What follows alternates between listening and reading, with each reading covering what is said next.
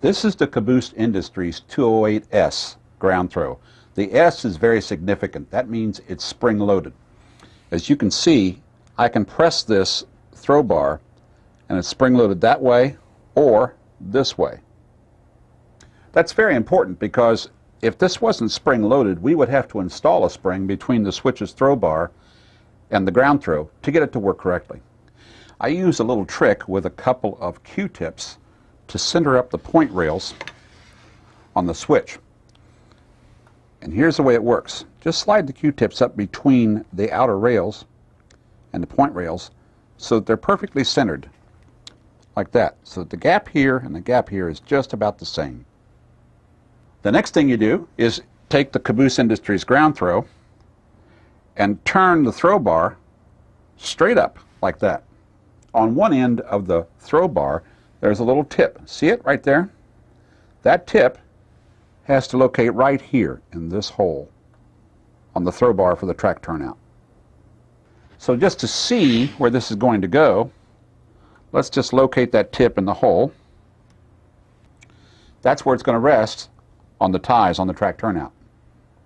Now we need to anchor the ground throw onto the ties of the switch. Use some O-gauge railroad spikes and a pair of long nose pliers. And now I'm going to need a little help because at my age, you've got to have the glasses.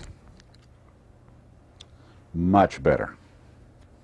We'll steady up the ground throw and then we'll put the spike through the hole into the wood tie and then push it all the way down like that. Now we'll get another spike and do the other side.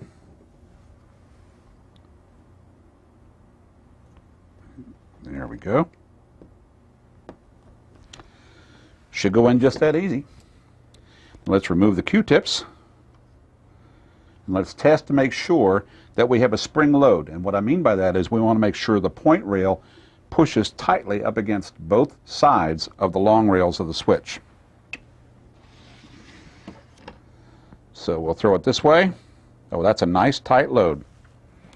See, we can press on this rail and it's tightly up against. We'll throw it this way and that's nice and tight up against that side. So the spring loading is working correctly, and this is a correctly installed spring-loaded ground throw.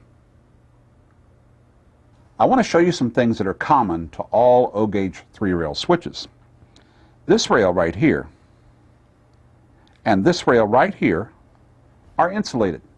There's a gap here and a gap here so that neither common nor center rail power ever occupies that rail. The reason for that is, as the roller travels through this switch on the curved side, it doesn't want to short out on that, so there's no power whatsoever in that rail. The same thing is true for the point rails, here and here. They are also insulated.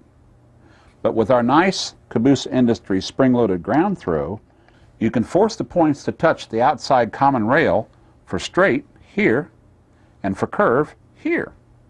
That means that if we attach a wire here and here, we can use that wire to light some light bulbs or LEDs so that we can see on a control panel which way the switch is flipped.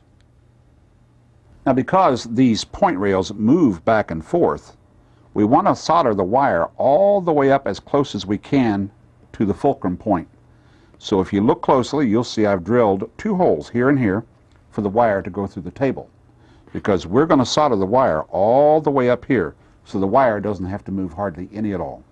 I've built a little simulated control panel here with a red and green light on it so you can see how nicely this works. Now if you look, here are the holes that we drilled, and I have a wire soldered on here and a wire soldered on here now, and they go down through your train table, and those wires will be connected to these bulbs. On our simulated control panel here, we've got a green bulb and a red bulb. Each of these bulbs has 2 wires. We'll take 1 wire from each bulb and we'll tie those together. And on that wire tied together, we're going to attach a wire that goes to the transformer to a 14-volt fixed voltage source.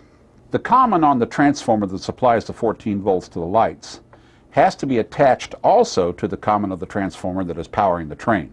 That may be the same transformer, but if you have two different ones, you have to be sure that the common of each of these transformers is tied together. Now we need to connect the remaining wire on the green light and the remaining wire on the red light. The straight rail on the points go to the green light. So the wire that's soldered onto the straight point rail will attach to the remaining wire on the green bulb. And then the wire from the curved rail will attach to the remaining wire on the red light. One wire from each light goes to the 14 volt fixed positive power. One wire from each light goes to this rail and to this rail on the switch.